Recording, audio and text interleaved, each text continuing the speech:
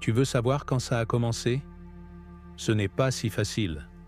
Parce que dans ce genre d'histoire, il n'y a pas de moment clé, pas de cri, pas de porte qui claque, juste un glissement, lent, silencieux. Et un jour, tu te réveilles avec l'impression d'avoir disparu. Tu croyais que c'était de la bonté. Tu croyais que c'était ça, être une bonne personne. Supporter, pardonner, sourire, même quand ça fait mal. Tu t'étais dit, je suis plus fort que lui, je suis calme, je ne me laisse pas atteindre. Mais ce n'était pas de la force, c'était de l'effacement, lent, invisible. Tu marchais sur des œufs, mais tu appelais ça de la patience. Tu retenais tes larmes, mais tu appelais ça du contrôle. Tu ravalis tes vérités, mais tu appelais ça de la sagesse. Et chaque jour, tu disparaissais un peu plus. Ce que tu croyais être de l'amour était une stratégie de survie. Ce que tu appelais être gentil, c'était surtout éviter qu'il devienne dangereux. Parce qu'avec lui, chaque mot pouvait déclencher une tempête. Chaque « je ne suis pas d'accord » devenait une guerre. Alors tu t'es tu, encore, et encore, jusqu'à ne plus savoir ce que tu pensais, ce que tu voulais, ce que tu ressentais. Tu étais devenu un mur, pas pour te protéger, mais pour qu'il ne s'énerve pas. Et le pire, c'est que tu te félicitais. Tu croyais bien faire. Tu croyais que ton silence allait l'apaiser, qu'un jour, il verrait ta douceur et qu'il changerait. Mais il ne voyait rien. Il ne regardait pas. Il prenait. Encore et encore. Et plus tu donnais, plus il exigeait. Comme si ta gentillesse prouvait ta faiblesse. Marc Aurèle écrivait « L'homme qui se maîtrise ne sera jamais l'esclave d'un autre. » Mais toi, tu avais confondu maîtrise et disparition. Tu n'étais pas calme. Tu étais éteint. Tu n'étais pas sage. Tu étais vidé. Et chaque sourire que tu forçais lui donnait un peu plus de pouvoir sur toi. Tu ne te battais pas. Mais tu perdais chaque jour. Tu pensais être au-dessus. Tu pensais que l'amour pouvait tout. Mais ce que tu appelais amour, c'était surtout la peur. Peur qu'il parte, peur qu'il crie, peur de ne plus être suffisant. Et cette peur, il la sentait, il la nourrissait. Parce que tant que tu avais peur, il était sûr de gagner. Tu pensais que ton calme allait désamorcer le conflit. Mais lui, il voyait ton silence comme une soumission. Il voyait ton pardon comme une faiblesse. Et chaque mot que tu n'as pas dit, il l'a transformé en arme. Chaque émotion que tu as étouffée, il s'en est servi contre toi. Et toi, tu regardais tout ça en silence en te disant « Je suis fort, je suis gentil ». Mais ce n'était pas de la force, ce n'était pas de la gentillesse. C'était une disparition progressive. Et aujourd'hui, tu es là, fatigué, éteint. Tu n'as plus envie d'expliquer. Tu n'as même plus la force de pleurer. Tu ne reconnais plus ta propre voix. Et tu te demandes « Où suis-je passé ?» Tu n'es pas trop gentil. Tu as été trop silencieux. Tu n'as pas été trop doux. Tu as été trop absent à toi-même. Et il est temps que ça s'arrête. Parce que la vraie gentillesse commence quand elle inclut aussi ta propre dignité. Quand tu refuses de sacrifier ton intégrité pour sauver un lien qui t'empoisonne. Il ne changera pas parce que tu es bon. Il changera peut-être le jour où il ne pourra plus te manipuler. Mais ce ne sera plus ton problème. Ce que tu croyais être ton super pouvoir, ta patience, ta compréhension, ta compassion, est devenu ton piège. Et aujourd'hui, tu dois te libérer. Pas en criant, pas en te vengeant, mais en disant non. Non à cette version de toi qui s'efface. Non à ce rôle de sauveur qui t'épuise. Non à cette idée fausse que l'amour, c'est toujours se taire. Tu ne vis pas pour apaiser quelqu'un d'autre. Tu vis pour marcher droit, en paix, avec toi-même. Et cette paix, elle commence maintenant. Quand tu regardes la vérité sans détourner les yeux. Quand tu refuses de continuer à appeler gentillesse ce qui t'a détruit. Quand tu choisis enfin de te respecter, non pas contre lui, mais pour toi. Parce qu'il y a un point de rupture. dans chaque histoire. Et tu viens de l'atteindre. Tu veux être aimé, et il n'y a rien de mal à ça. Tu veux être vu, compris, reconnu. Tu veux qu'on te dise « tu comptes, tu es important ». Et tu t'es dit que si tu faisais assez d'efforts, assez de concessions, alors tu l'aurais enfin, cette approbation, ce petit regard, cette validation, ce moment où il te regarderait comme si tu avais enfin mérité d'exister. Mais tu ne vois pas que c'est exactement là qu'il te tient. Parce que le narcissique ne te donne jamais totalement cette reconnaissance. Il te fait croire qu'elle est à portée, mais jamais acquise. Il souffle le chaud, juste assez pour rallumer l'espoir. Puis il retire tout, sans prévenir. Il te fait croire que tu es presque là, que tu n'es qu'à un silence, un compromis, un effort de plus. Alors tu redoubles d'attention. Tu marches encore plus doucement. Tu surveilles chaque mot, chaque souffle. Tu cherches à comprendre ce que tu aurais pu faire de mal. Tu veux corriger. Tu veux plaire. Tu veux mériter. Mais plus tu fais, moins tu reçois. Parce que ce n'est pas l'amour qu'il veut te donner, c'est la dépendance qu'il veut créer. Il a vu ta faille, ce besoin profond d'être apprécié, validé, aimé, ce besoin humain. Mais lui, il n'est pas là pour le combler. Il est là pour l'exploiter. Il sait que tant que tu attends son bravo, il a le pouvoir. Il peut te faire courir. Il peut changer les règles. Et toi, tu continueras à jouer. Encore et encore. Tu ne vis plus pour toi. Tu vis pour qu'il te dise « tu es assez ». Et il ne le dira jamais. Parce que s'il te le disait, tu n'aurais plus besoin de lui. Épictète disait « celui qui veut plaire à tous ne plaît à personne, et surtout pas à lui-même ». Et c'est exactement ce qui se passe. Tu t'es oublié en chemin. Tu es devenu un acteur dans un théâtre où lui seul décide du script. Et ce script ne prévoit jamais que tu sois libre. Tu crois encore que tu peux l'apaiser, que si tu expliques bien, que si tu prouves assez, il finira par comprendre. Mais il ne cherche pas à comprendre, il cherche à dominer. Et il y arrive, parce que tu lui as remis les clés de ta valeur. Même quand il est absent, tu entends ça, voix dans ta tête. Est-ce qu'il m'aurait reproché ça? Qu'est-ce qu'il aurait dit de ce que je viens de faire? Tu penses à lui avant de penser à toi. Tu t'examines à travers son regard.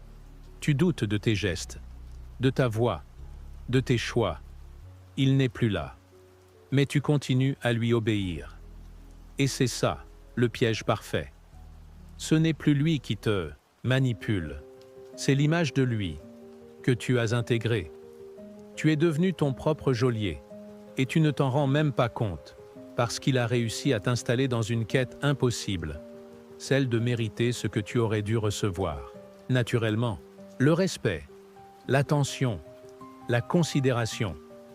Tu t'es dit que tu devais le gagner, alors qu'en réalité, tu t'es juste laissé voler. Le stoïcien, lui, ne vit pas selon l'applaudissement. Il vit selon ses principes. Il n'attend pas qu'on l'applaudisse pour exister. Il ne donne pas le pouvoir à celui qui souffle le chaud et le froid. Toi, tu crois encore que tu dois changer pour être aimé. Mais ce que tu dois changer, c'est cette croyance-là. Parce que tant que tu cours après son regard, tu restes son reflet. Et il ne t'aimera jamais pour toi. Il aimera le contrôle qu'il exerce sur toi. Tu es devenu son miroir. Et il ne regarde que lui-même à travers toi. Tu veux savoir s'il t'aime? Pose-toi cette question. Est-ce qu'il me respecte? Est-ce qu'il m'écoute? Est-ce qu'il se remet en question? Est-ce qu'il voit ma douleur? La réponse est là, froide, tranchante, indiscutable. Non, il ne cherche pas à t'aimer, il cherche à t'utiliser. Et plus tu t'épuises à obtenir un oui, plus tu t'éloignes de toi-même. Il est temps de reprendre ce que tu as donné, pas en criant, pas en mendiant, en décidant. Tu n'as plus rien à prouver et tu n'as pas besoin d'être aimé par celui qui te détruit. La paix commence là, quand tu refuses de continuer à attendre, quand tu refuses d'être en quête, quand tu réalises que celui qui mérite ton amour, c'est celui qui ne te demande jamais de te trahir pour le recevoir, Et ce jour-là, tu redeviens souverain. Il te fait mal, il te rabaisse, il t'humilie. Mais quand tu oses réagir, il te dit que tu es le problème. Et tu finis par le croire. C'est, peut-être ça, le plus violent dans une relation toxique. Ce n'est pas l'explosion. Ce ne sont pas les cris. Ce sont les retournements invisibles. L'art de t'enfermer dans une culpabilité que tu n'as jamais méritée. Tu n'as pas compris comment ça a commencé. Tu pensais avoir été blessé. Tu croyais avoir le droit d'être en colère. Mais il t'a regardé comme si c'était toi qui avais dépassé les bornes. Et tu t'es excusé. Pas parce que tu avais tort, mais parce que tu ne supportais plus le regard qu'il posait sur toi. C'est ainsi qu'il gagne. Pas avec la force. Avec l'inversion. Il t'agresse. Tu crises. Il te dit que tu es instable. Tu t'éloignes. Il te dit que tu es froid. Tu dis non. Tu deviens égoïste. Il efface sa violence, en te la collant sur le dos. Et tu doutes. Tu doutes de ce que tu as vu. Tu doutes de ce que tu ressens. Tu te demandes si tu exagères, si tu es trop sensible, trop dur, trop ceci, pas assez cela. Tu n'es plus dans une relation. Tu es dans un brouillard. Et dans ce brouillard, il devient ton seul repère. Marc Aurèle écrivait « L'homme qui conquiert son propre esprit est plus grand que celui qui conquiert une cité. Mais toi, ton esprit, il te l'a volé. Subtilement, en inversant les rôles, les responsabilités, les vérités. Tu ne sais plus ce qui est normal. Tu ne sais plus si c'est toi ou lui qui est cruel. Il te pousse à bout, puis filme ta chute. Il provoque, puis joue la victime. Et tu te haïs de ne pas avoir su garder ton calme. Mais ce n'est pas toi qui es instable. C'est lui qui a créé l'instabilité pour te rendre fou. Parce qu'un esprit brisé obéit plus facilement. Alors tu te tais. Tu retiens tes émotions. Tu retires ce que tu disais. Tu minimises. Et lui, il note. Il enregistre. Il gagne. Chaque renoncement à ta vérité est une victoire pour lui. Tu vis dans une cage dont il t'a fait croire que tu as fermé la porte toi-même. Mais ce n'est pas toi le problème. Ce sont ces mots, distillés comme du poison. Ce sont ces regards, pleins de mépris, quand tu oses être toi. C'est sa capacité à transformer ta douleur en théâtre, ta souffrance en défaut, ton besoin en faute. Et si tu ne coupes pas, il continuera. Pas parce qu'il te déteste, mais parce qu'il ne sait pas aimer sans détruire. Alors il faut sortir, pas de la maison. De la spirale, Épictète disait « Ce ne sont pas les événements qui troublent les hommes, mais l'opinion qu'ils s'en font. Mais si cette opinion est injectée par un esprit malade, tu ne vois plus rien. Tu acceptes l'inacceptable, tu justifies l'injustifiable. Et tu doutes de l'indiscutable, ta propre douleur. Tu as le droit d'être en colère. Tu as le droit de dire non. Tu as le droit de poser une limite sans te sentir coupable. Et tu as le droit de te retirer, sans t'expliquer. Mais chaque fois que tu le fais, il te traite comme un traître, parce qu'il ne veut pas que tu partes. Il veut que tu restes, mais en miettes. Alors il frappe là où ça ne laisse pas de traces. Ta confiance en toi, il ne te blesse pas avec les poings, il te blesse avec la confusion. Il détruit ton reflet, jusqu'à ce que tu te vois comme lui veut que tu sois, faible, fautif, dépendant. Mais tu peux t'en sortir, pas en lui prouvant que tu es bon, mais en cessant de lui laisser définir qui tu es. Reprends ton regard, reprends ton droit de ressentir, reprends ton espace. Ce n'est pas de la méchanceté, c'est de la justice. Et parfois la justice commence par ce mot tout simple. Non, non, je ne suis pas fou. Non, je ne suis pas responsable de ton chaos. Non, je ne te laisserai plus m'utiliser pour éviter de faire face à toi-même. Tu ne lui dois rien, pas même une explication. Ce que tu lui dois, c'est ton silence. Celui qui remet chaque responsabilité à sa place. Celui qui dit « Je ne porte plus ta faute ». Ce n'est pas une rupture, c'est une libération. Et dans ce monde, inversé, où les bourreaux jouent les martyrs, ta clarté devient une rébellion. Tu n'es pas le problème. Tu es la lumière qu'il tente d'éteindre. Et maintenant que tu vois ça, tu n'as plus à t'excuser de briller. Tu l'as admiré. Tu l'as trouvé impressionnant, intelligent, sûr de lui. Tu te disais que cette confiance qu'il dégageait, cette aisance dans le regard, ce charisme presque magnétique, c'était de la puissance. Tu avais tort. Ce que tu prenais pour de la force n'était qu'une façade. Une façade brillante, oui, bien polie, calculée, parfaite même, mais vide. Le narcissique n'est pas fort. Il est vide. Il n'a pas d'ancrage, pas de vérité intérieure, pas de stabilité. Ce qu'il projette, il ne l'est pas. Il le copie, il le simule. Et toi, tu n'as vu que le reflet qu'il voulait te montrer. Tu ne t'en es pas rendu compte au début. Personne ne s'en rend compte, parce que ce miroir est bien fait. Il te reflète exactement ce que tu voulais voir. Une personne sûre, stable, brillante, et tu t'es senti chanceux d'être regardé par lui. Mais ce regard, c'était un piège. Il ne te regardait pas vraiment. Il te jaugeait, il t'évaluait, il observait ce que tu pouvais lui apporter. Et dès que tu as commencé à briller un peu trop par toi-même, il a commencé à te dévaloriser. Il ne supporte pas qu'on existe sans lui. Il a besoin de se sentir au-dessus. Et pour ça, il doit te placer en dessous. Alors il te coupe lentement. Il critique. Il ironise. Il imite.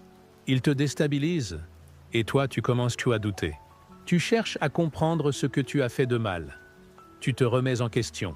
Et pendant que tu t'affaiblis, lui se nourrit.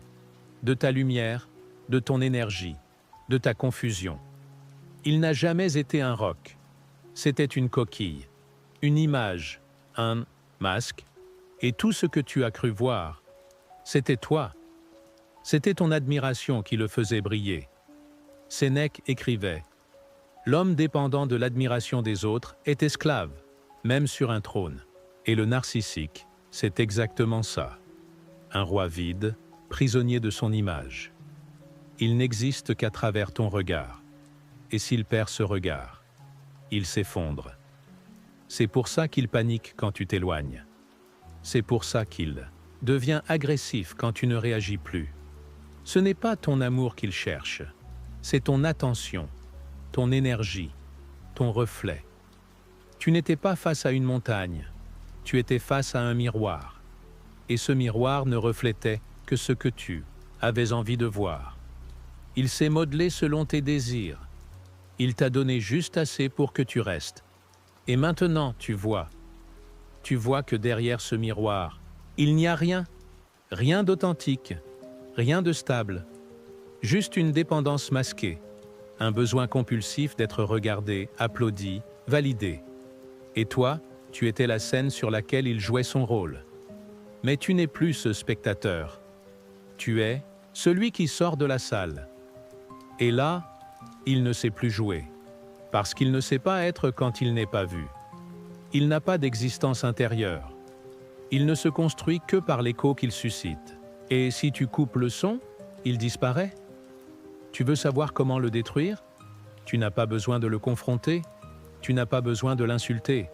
Il suffit de te détourner, de ne plus le nourrir, de devenir indifférent. Pas froid, pas haineux, indifférent.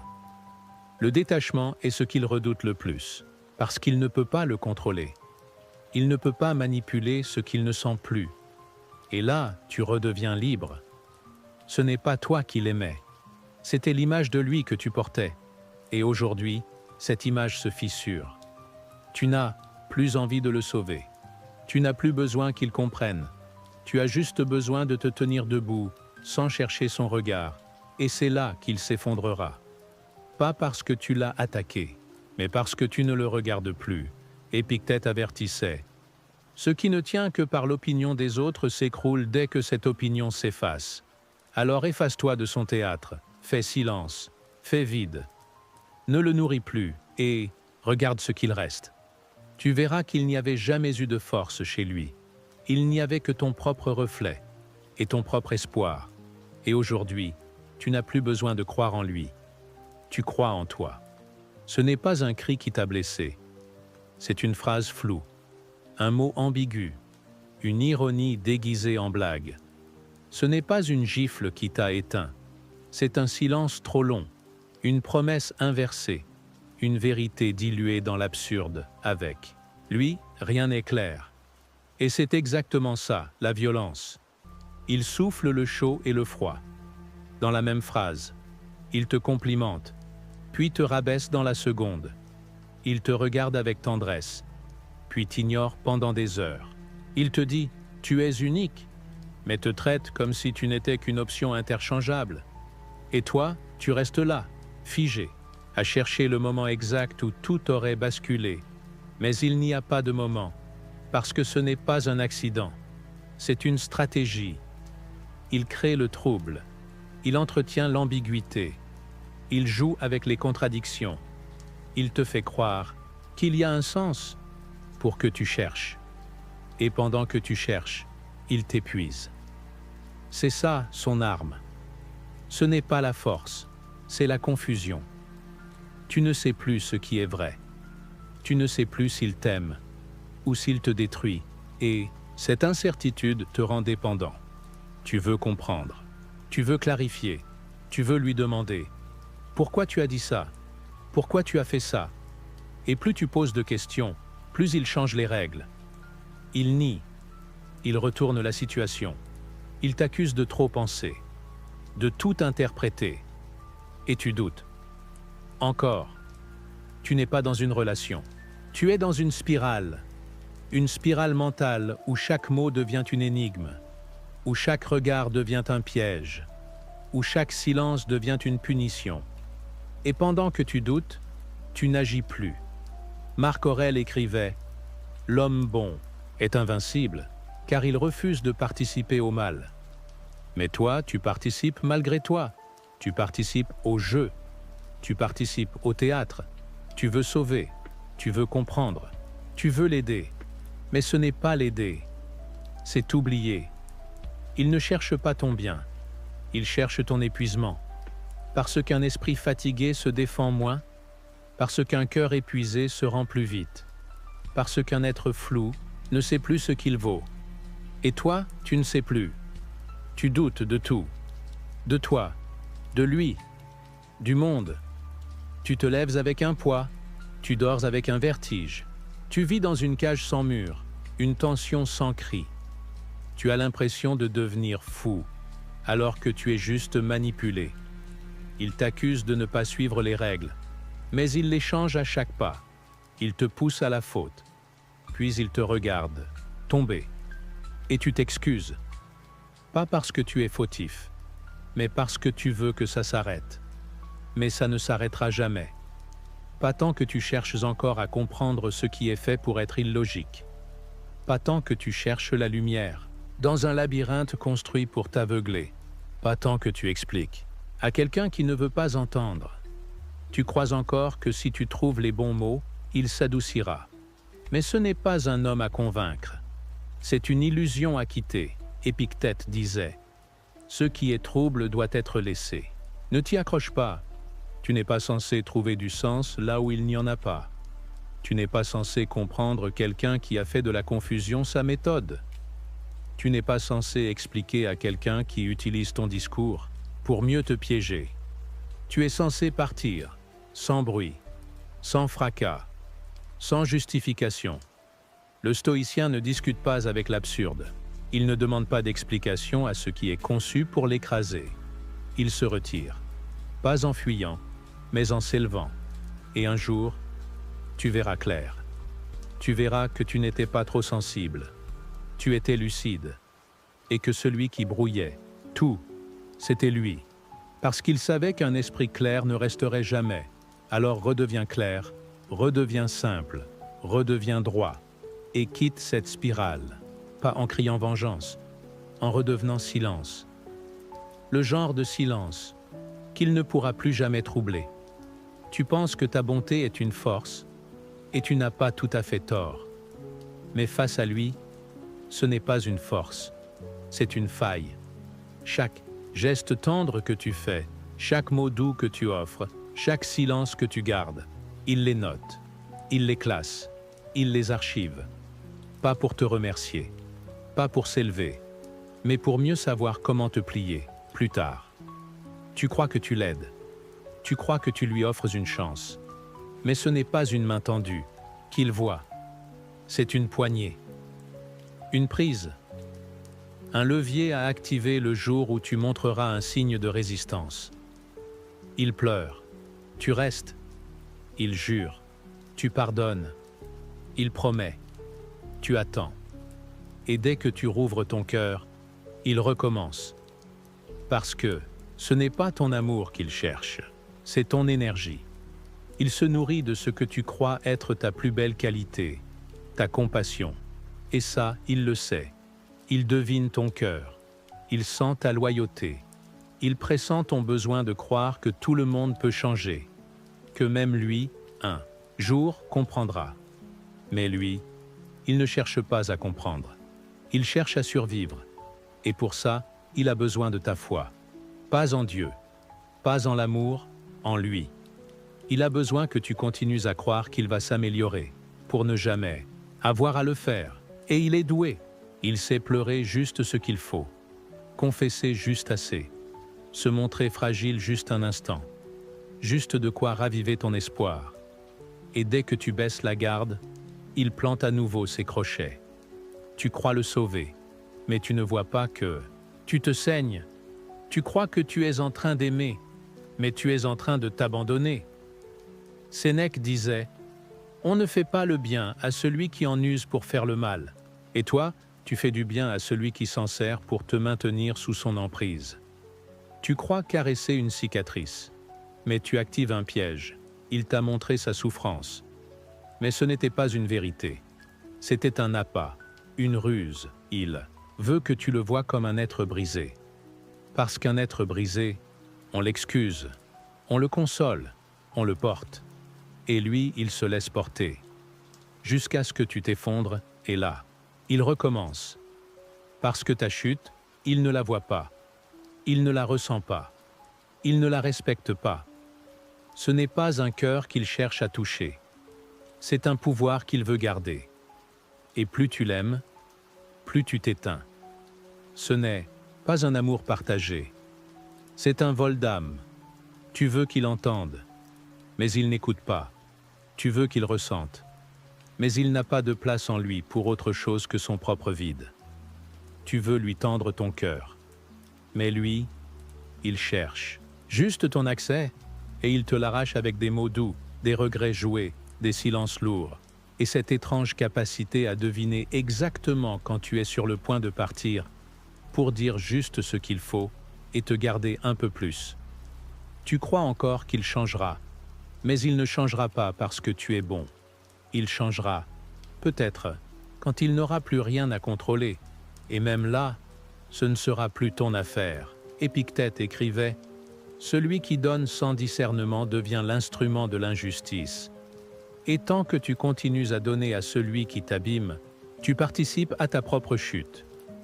Tu crois que tu es fidèle à ton cœur, mais en réalité, tu trahis ton équilibre. Tu veux guérir quelqu'un? Commence par ne plus te blesser pour rester à ses côtés. La bonté n'est pas l'effacement, la compassion n'est pas la soumission, l'amour n'est pas le sacrifice silencieux de ton âme.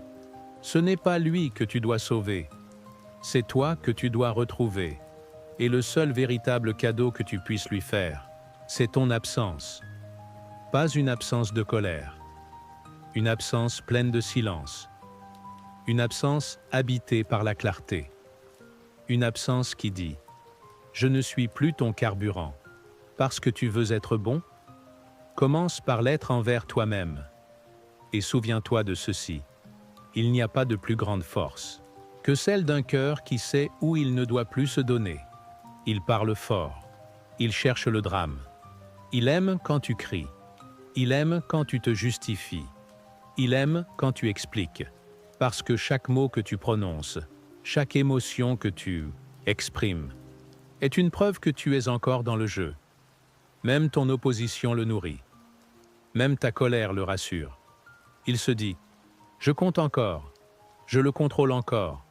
Mais ce qu'il ne supporte pas, c'est le vide, ce silence-là, pas celui de la peur, celui du détachement, ce silence qui ne supplie plus, qui n'espère plus, qui ne cherche plus à être compris, ce silence qui ne fuit pas, mais qui regarde dans les yeux et ne tremble plus.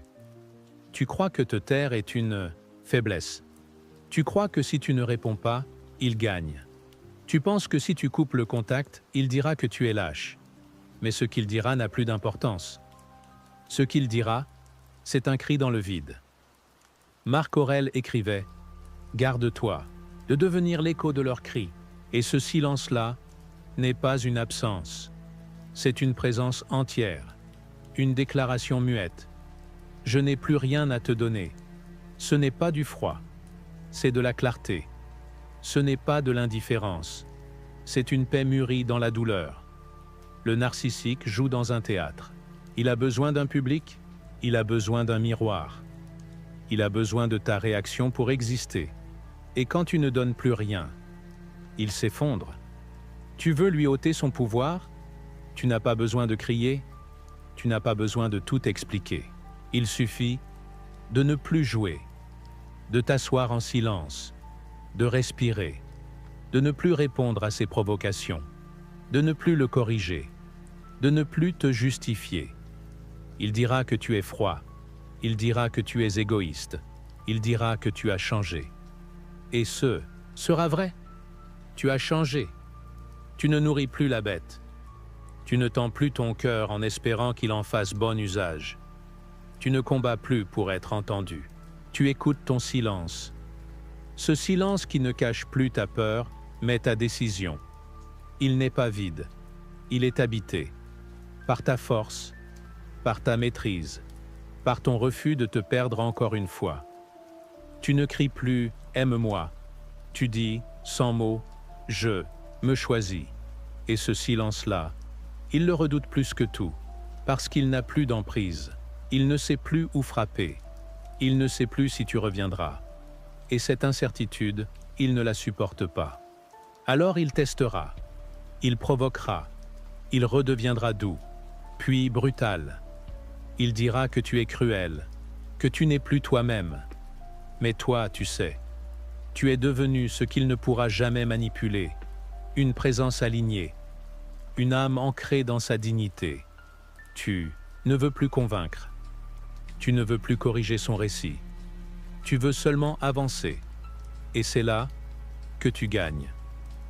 Parce que pour la première fois, tu ne réagis plus, tu incarnes. Ton silence est un mur, pas un mur de fuite, un mur de clarté. Il dit « J'ai vu qui tu étais, et je ne reviendrai pas ». Et même si parfois tu doutes, même si une part de toi espère encore une dernière explication, une reconnaissance finale, une justice, rappelle-toi ceci, ton silence est déjà ta victoire. Il montre que tu n'as plus besoin de réponse, plus besoin de revanche. Tu as choisi la paix, pas une paix fragile, une paix calme, profonde, stoïque. Et cette paix-là, il ne peut pas la souiller, parce que tu ne la lui offres plus. Tu ne réagis plus, tu n'argumentes plus, tu ne joues plus. Et dans ce silence, il comprendra. Tu n'es plus en train de te retenir. Tu as arrêté de vouloir, et c'est terminé. Tu veux encore qu'il comprenne, qu'un jour, il regrette, qu'il voit ce qu'il t'a fait, qu'il s'excuse, vraiment, qu'il pleure, pour de vrai, qu'il dise « Tu avais raison, j'ai été cruel, j'aurais dû te traiter autrement, tu veux justice ». Mais ce que tu ignores, c'est que tant que tu l'attends, tu es encore attaché, tant que tu espères une reconnaissance, une explication, une réparation. Il est encore là, dans ton esprit. Il tient encore les rênes. Il ne te touche plus, mais il te retient. Tu crois vouloir la vérité, mais ce que tu veux, c'est qu'il valide ta douleur. Et c'est normal. Mais c'est aussi ce qui t'enchaîne. Le stoïcien ne dépend jamais de ce qu'il ne contrôle pas. Il ne laisse pas sa paix être conditionnée par un autre. Et toi, tant que tu attends qu'il reconnaisse, tu restes dans l'attente, tu restes dans l'histoire, tu es encore dans le rôle. Pas de victime, non. De témoin qui espère que le coupable se retourne. Mais il ne se retournera pas.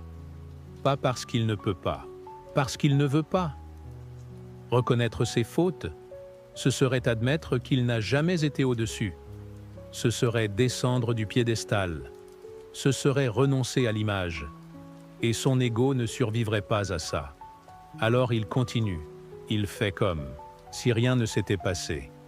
Et toi, tu continues de saigner en silence, avec cette question qui tourne dans ta tête. Mais pourquoi il ne comprend pas? Parce qu'il ne veut pas comprendre.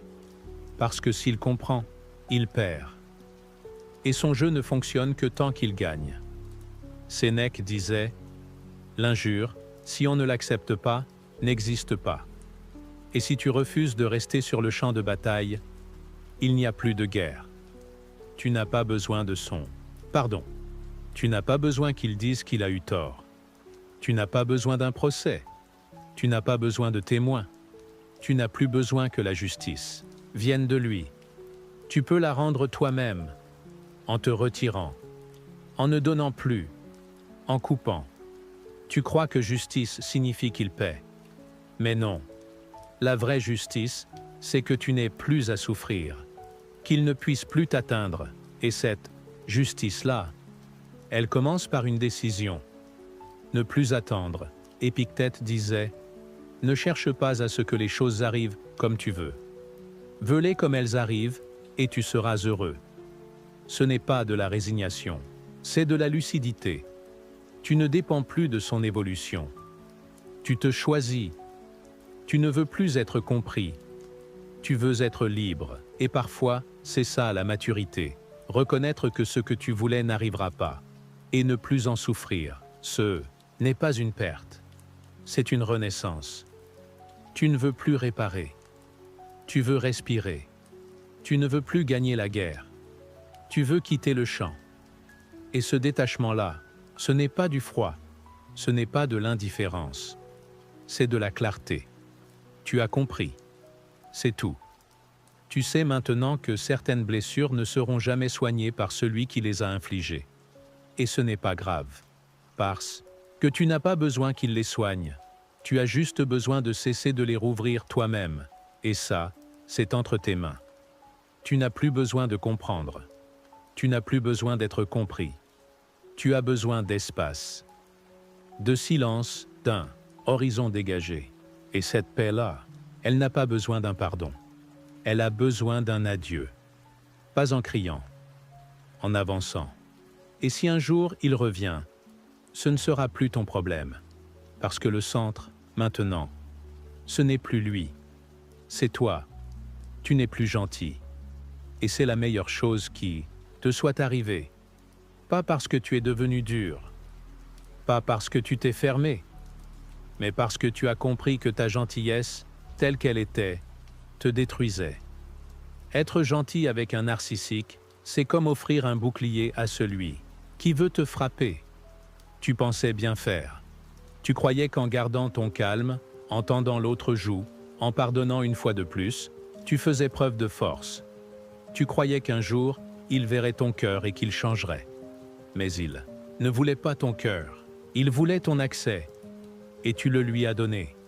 Encore et encore, chaque sourire forcé, chaque excuse inventée, chaque silence avalé, était une brique dans la prison qu'il construisait autour de toi. Aujourd'hui, tu ne souris plus. Tu ne t'excuses plus. Tu ne restes plus. Tu n'es plus gentil. Tu es libre. Le stoïcien n'est pas cruel. Il est lucide. Il ne répond pas à la haine par la haine. Il répond par l'ancrage. Il répond par la décision, par la cohérence. Il ne cherche pas à punir, ni à sauver. Il agit selon ce qui est juste, non selon ce qui est attendu. Marc Aurèle écrivait « L'homme libre est celui qui vit pour lui-même. Et toi, enfin, tu vis pour toi. Tu ne vis plus pour être aimé par lui. Tu ne vis plus pour qu'il t'accepte.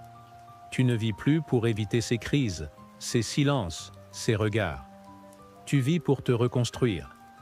Tu marches à nouveau, sans baisser, les yeux, sans tendre l'oreille, sans espérer un revient, parce que tu ne veux plus revenir. Tu veux respirer. Et dans ce silence que tu habites désormais, il n'y a plus de peur. Il n'y a plus de manque. Il n'y a plus cette voix dans ta tête qui te demande s'il a raison, s'il va comprendre, s'il reviendra.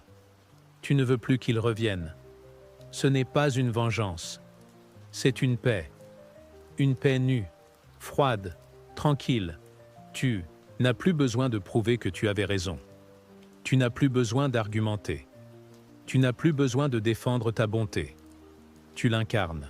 Pour toi, pas pour les autres. Et c'est ça qui change tout.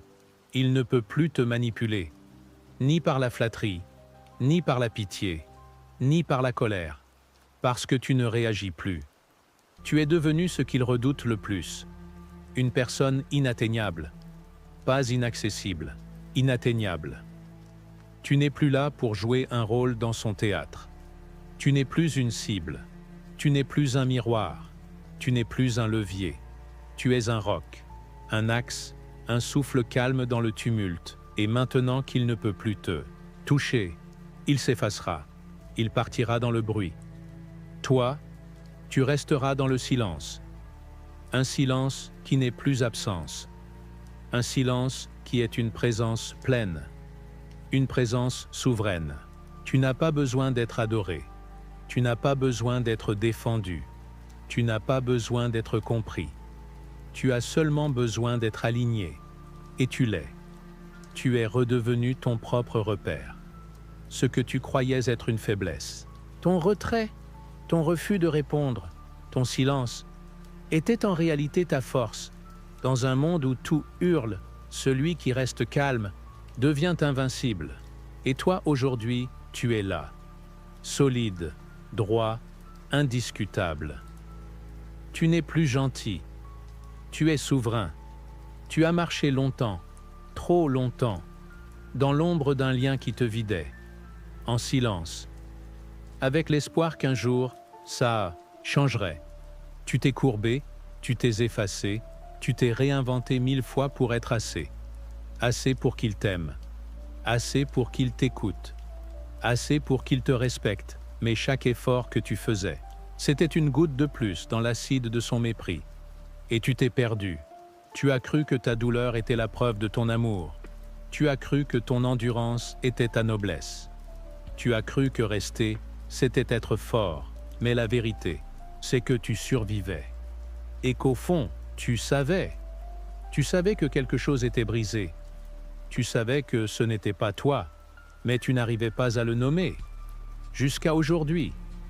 Aujourd'hui, tu as compris que ce n'était pas une relation, c'était une domination, une guerre d'usure, un vol d'âme lent, méthodique, masqué sous des sourires et des silences.